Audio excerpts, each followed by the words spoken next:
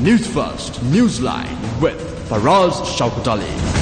And a wonderful morning to you. This is Newsline, live as always from the Newsfirst studios in Dawson Street in Colombo. And to start this wonderful week off, we've got an absolutely super duper vociferous politician and who usually knows what he's talking about.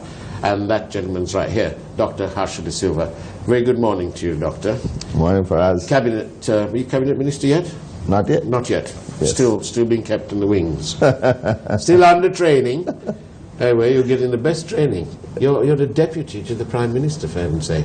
It's a complicated job. It's challenging. It's very challenging. Lots of the difficult ones land up on my table, so it's tough. Are you constantly protecting the PM, or are you protecting policies? I'm always protecting the policies. Right. Whoever my boss is, we are all trying to work. How easy is it working with the boss? Actually, he's very interesting because he reads a lot. Right. And he knows a hell of a lot of history and economics. Right. So it's sometimes before I finish a sentence, he'll tell me 2 sentences about the stuff that I'm talking about, and he's really up to date. So it's interesting working with him, and also he gets a lot of the difficult questions. Right. Whether it is the Constitution, whether it is Geneva, whether it is the bond. All those. Yeah. Okay.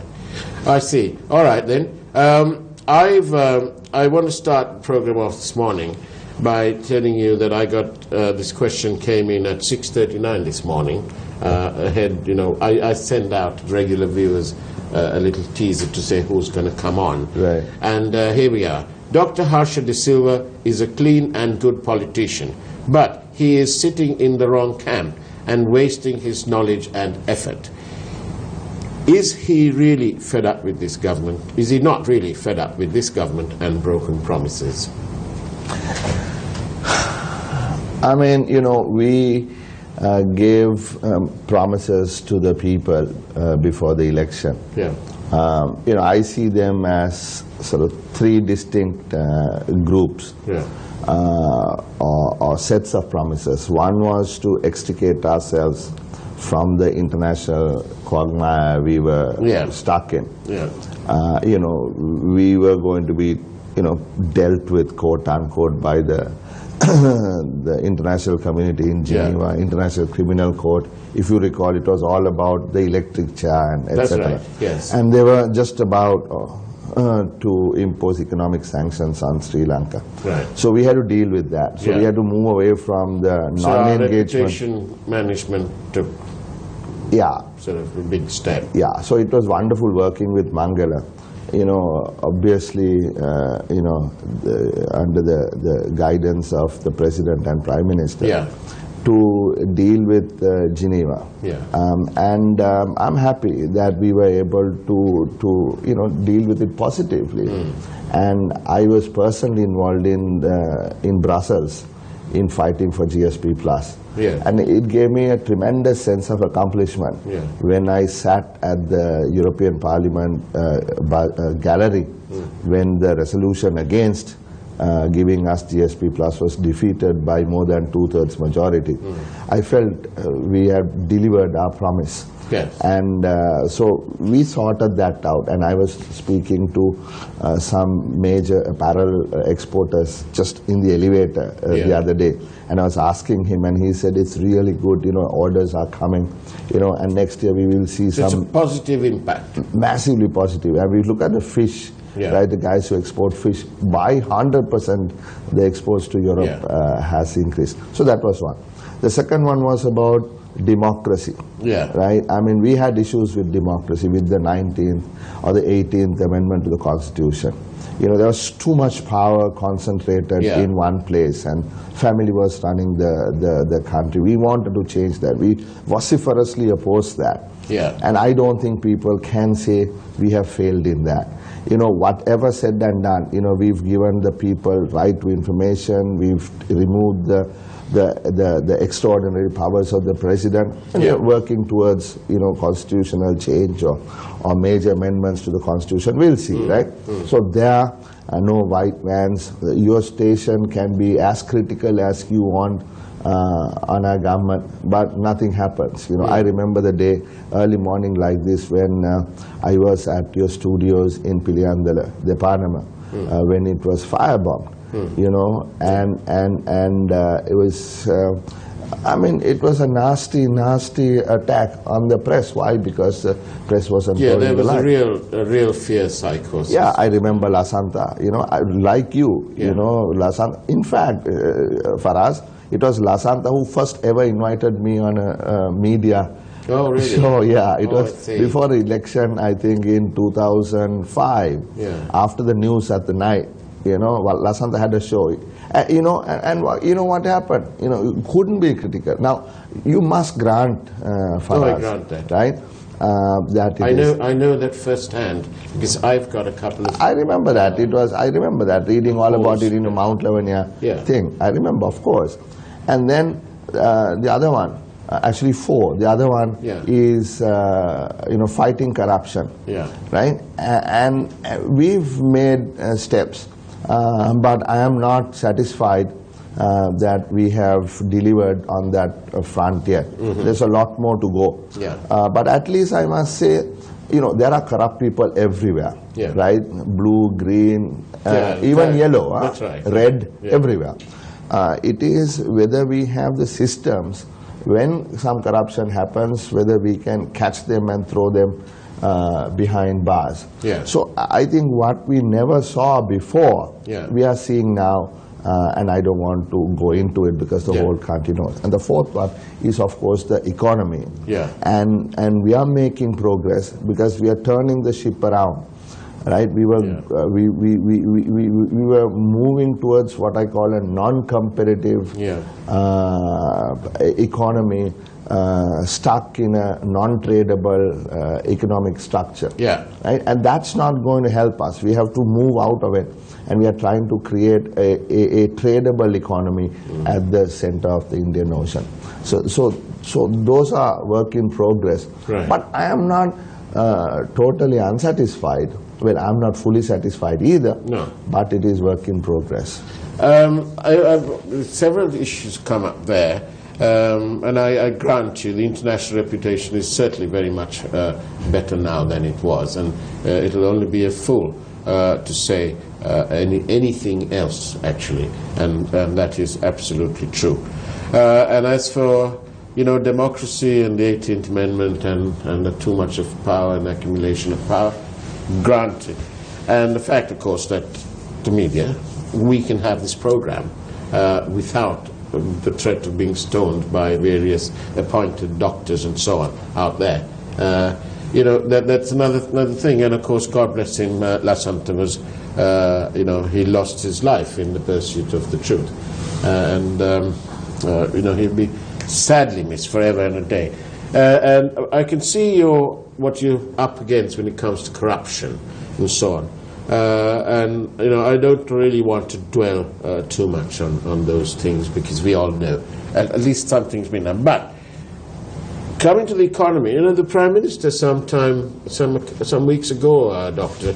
Harsha, he said that by the end of 2018, all the debt will be repaid. I was a bit confused because the central bank, under which, you know, it's listed under the same person, the same ministry, lists the debt at something like 10-point-something trillion. Yeah, no. We can't, I don't think he meant that. No, he didn't mean that. I don't know, I can't recall him saying that. But perhaps what he said is he's trying to put structures in place that it is going to be repaid. What we have is next year, actually next year is not a very bad year in terms of international debt, because we don't have any major international payments next year. It's the year after. It is 2019, 20, 21 and 22. Every year we have, I think on the average, more than 3.5 billion with a B to repay, right?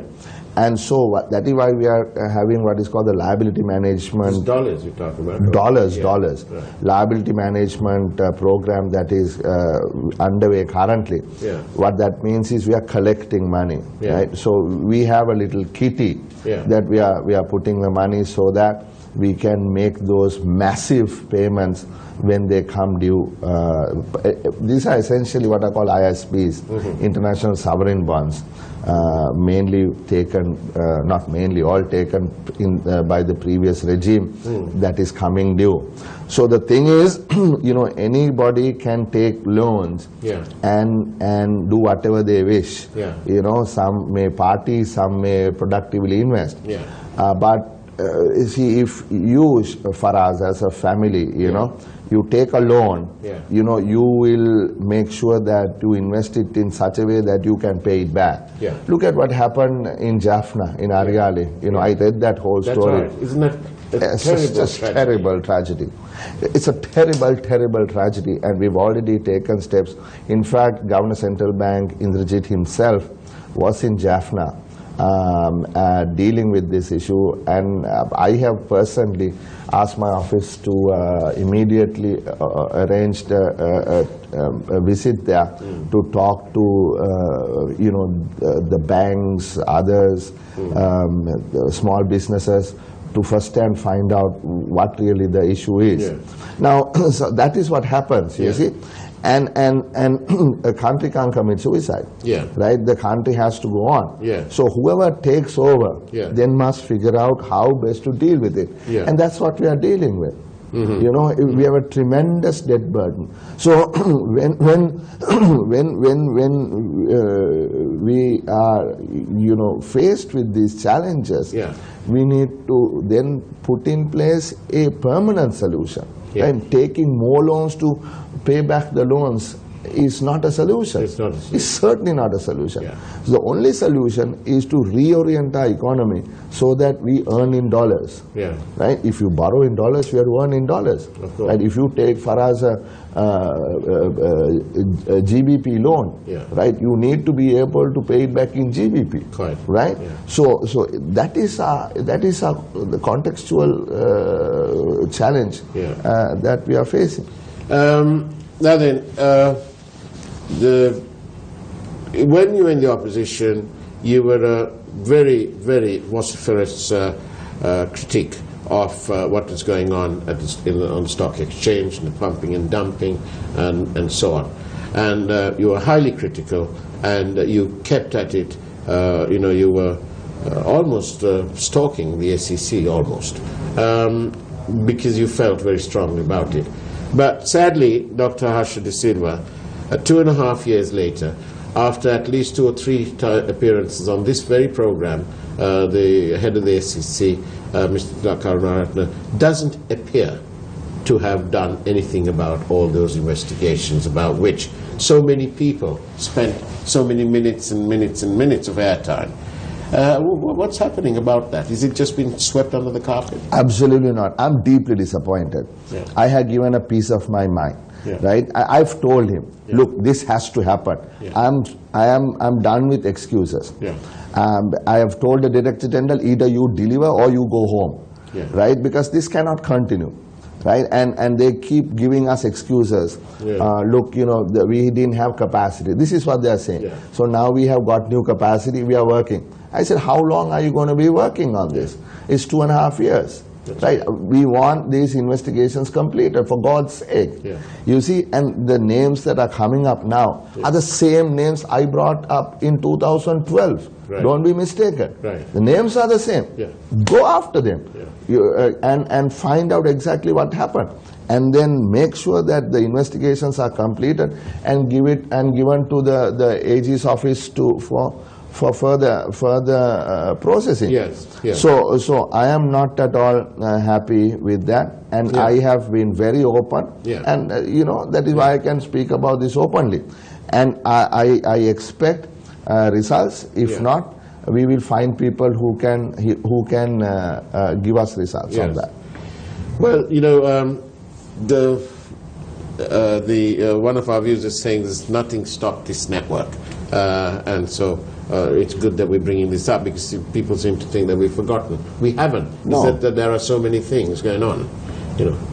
So we haven't, and I'm glad that you're saying that. I really hope that you set the cat amongst the pigeons at the SEC, because our market has been very staid, if for want of a better word. Yeah. So basically, I'll tell you two things that we've been able to really push in the last several months and get done.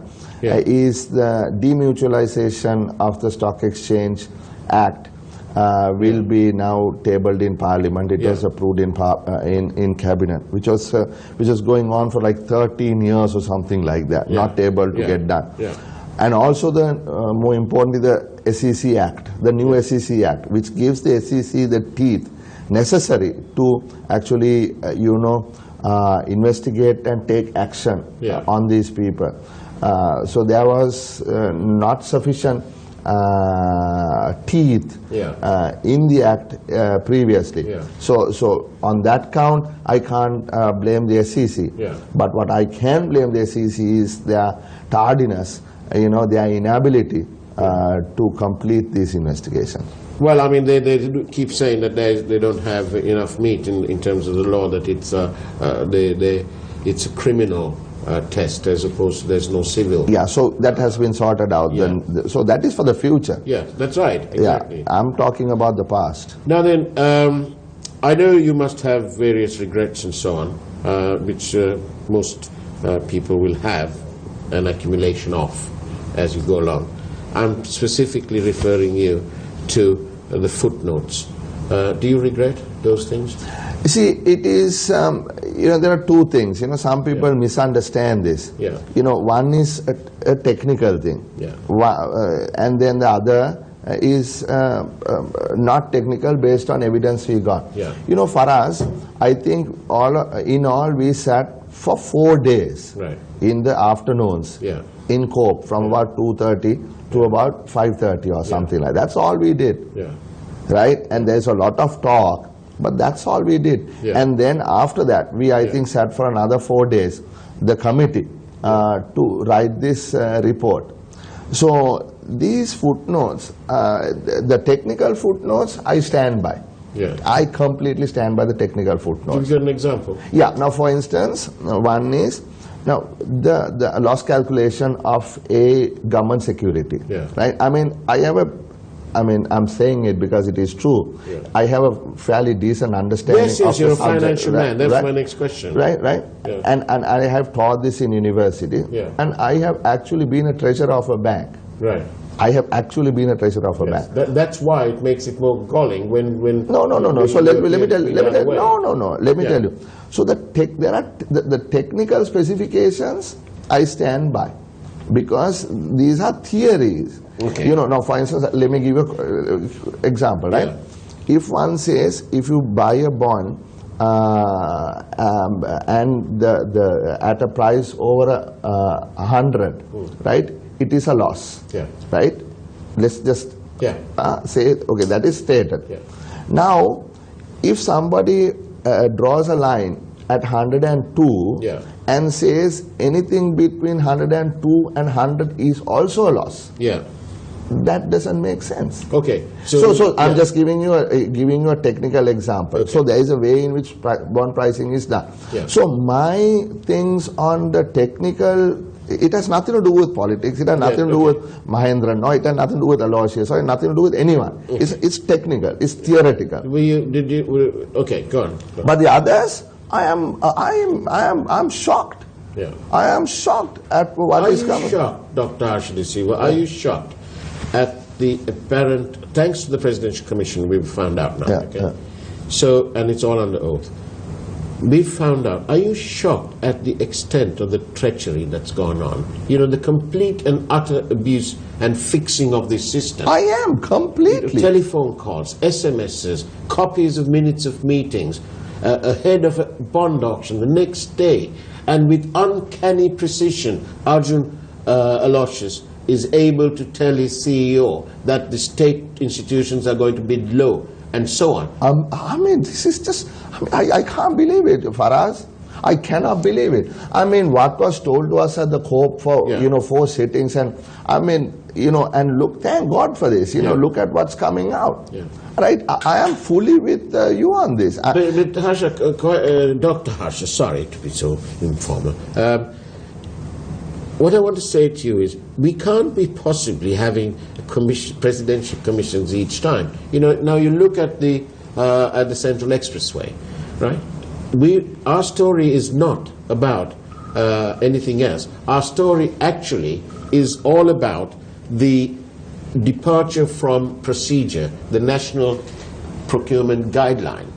We're not talking about the road that's leading to the Daladamali Gava. We can be any road. What we are talking about is a departure from procedure. That process was flawed right from the beginning. All right? And we get a flippant, and I can't really think of another kinder word than that. We get a flippant response from a minister who says, oh, look, I've got 400 million in my bank. I don't need to rob. That's not an answer. We're not asking him. If that's the case, tell him to publish his blessed asset declarations in the last 10 years. He's talking about it openly within Parliament. He can do that. But that's not the kind of answer we want. Do you need more? Do you need more details from this? Because we have all the details. We can give it to you, and you can perhaps talk about it. Do you?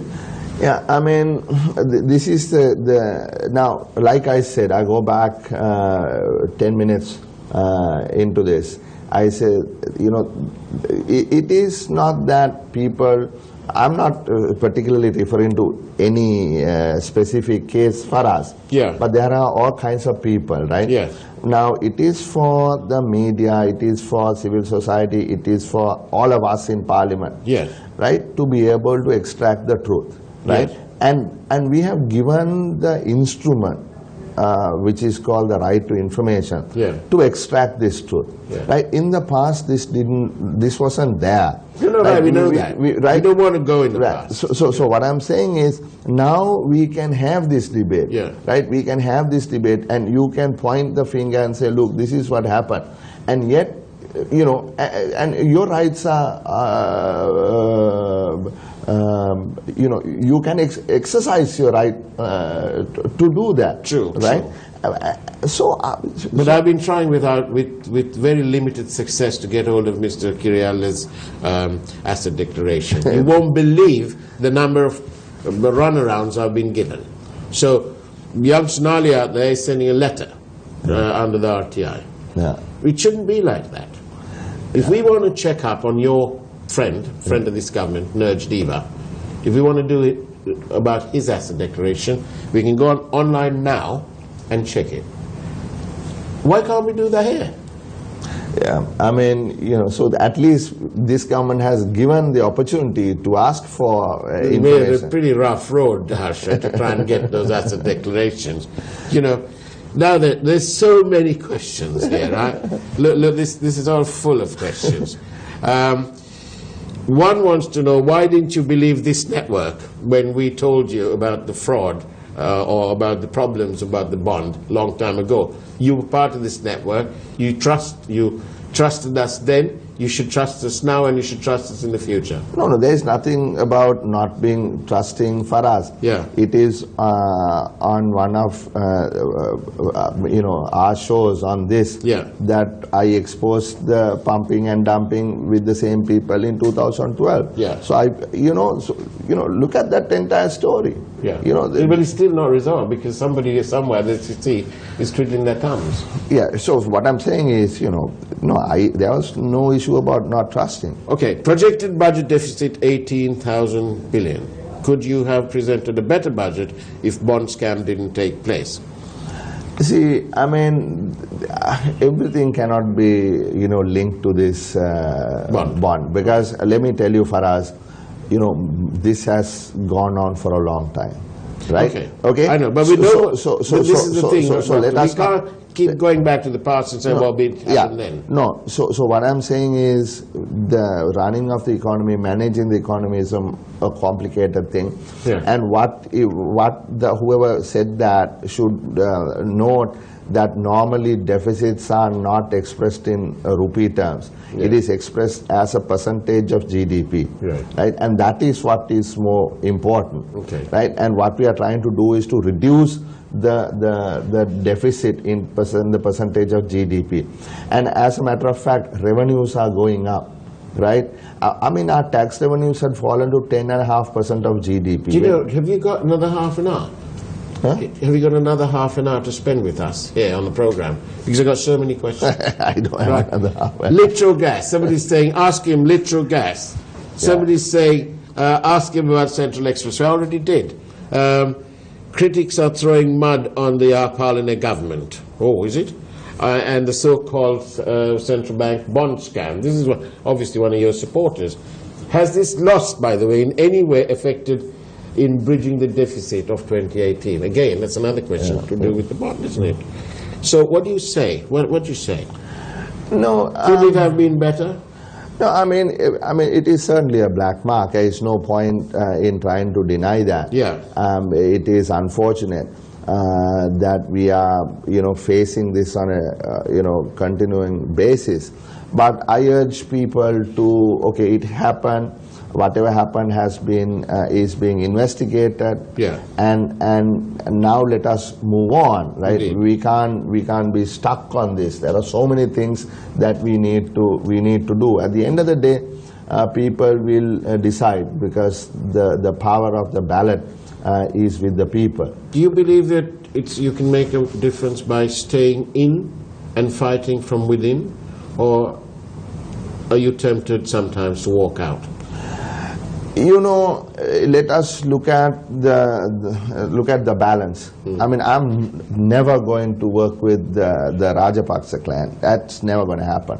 Right? That's not. Do you know we have good ways of storing all this? Yeah. So this is stored, what you're saying. Yeah, you And can should store. you join them, it will be played every time, every day, in the morning, evening, and night. Hey, people know who I am. That's right. That's why you're here. Right. I mean, it's not. I'm not doing politics for us because I have nothing better to do. Yeah. Right. I mean, I have many options, Yeah. and I've given up on other things to do politics. But I am happy Yeah. that I'm able to make major contributions. Yeah. Just so that you know, Yeah. the ambulance service Yes, that I started, yes. 1990, Yeah. against all odds. Yeah. I'm happy to tell you that yesterday we ran advertisements in the newspapers hiring another 1,300 people.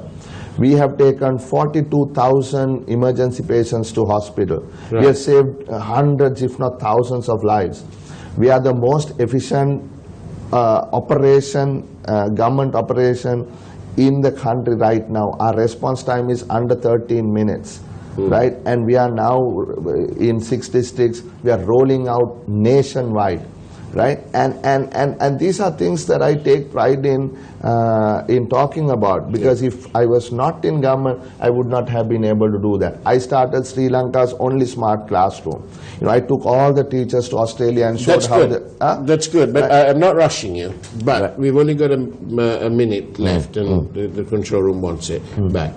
But I want to ask you this, in all fairness, please answer this question. Do you think anything will come out of this bond commission? Do you think that we'll recover any money? I think so. I think I have faith in the government's ability to prosecute and deal with the people who have robbed people's money, and that they will rot in jail, whoever it is who's found guilty. Well, thank you. But the last and final question then will have to be, why are the people who have to be punished, including Mahinda Rajapaksa and his family, being left alone? Is the Prime Minister protecting them? I mean, how can I answer that question? I mean, Yes, I or don't no? think. Is the Prime Minister protecting them? I don't think anybody is protecting anyone. I don't know. I don't think so.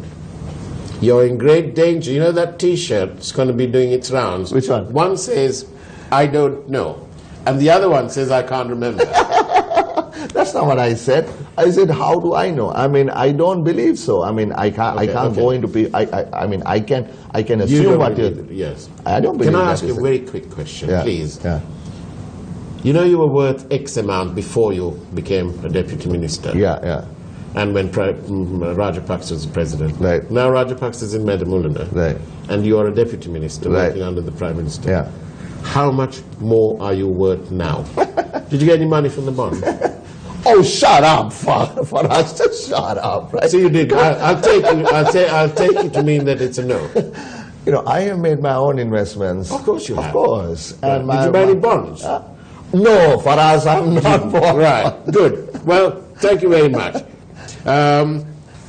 Actually, there's another question. Will the Prime Minister, Malik and Kabir be punished? I don't talk You don't nonsense. know. You're not the commissioners. You don't know. All right. But Harsha De Silva, it's been an absolute treat having you here. Thank you, Paras. And thank you so much for being here on time and for being so human and so open. Thank you, Paras. And that's absolutely refreshing. Thank you. And that's about it from Newsline. Thank you and take care. God bless. Are you?